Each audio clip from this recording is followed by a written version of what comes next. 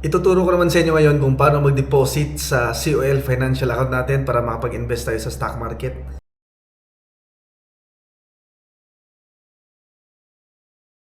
Okay? So, mag-deposit tayo gamit yung online banking natin. So, pwedeng gumamit ng BDO, BPI, Metrobank, ito, China Bank. So, ang gagamitin ko ay Union Bank. Okay? So, madali lang naman.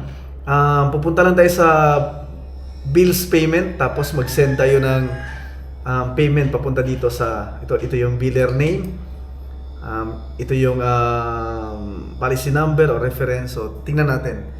Okay, so punta tayo dito sa pay bills, tapos select tayo ng biller. Tapos ito yung ito yung biller, COL Financial. Pwede tayong i-search yan dito. Biller list. Tapos hanapin natin dito or i-search natin COL. Ayan, COL Financial. So yan, nakita natin yung COL Financial. Okay, click natin yan. So lagyan natin yung account name natin dito at yung account number.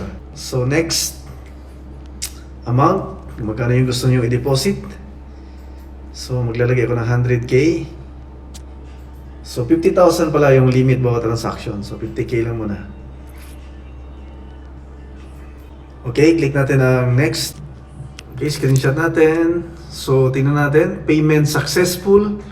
So nakapag-send tayo ng 50,000 sa ito yung account name natin at account number sa COL. Okay.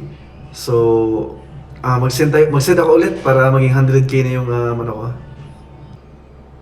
Payment successful. So, dalawang 50k yung na-send natin or nabayaran natin. So, 100k lahat. So, check natin sa COL Financial natin kung gaano kabilis pumasok.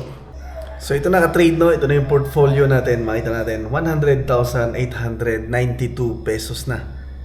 So, mga 30 minutes to 1 hour pasok agad sa account natin. So, sarado na kasi yung market ngayon. Hindi tayo pwedeng mag-trade kasi tingin ko hanggang alas 3 lang. Okay, Monday to Friday hanggang alas 3 lang pwedeng bumili. Pwedeng mag-invest dito. So, next video natin, bibili tayo ng stocks. Magdaragdag tayo. Bibili natin ng stocks yung 100,000 pesos natin.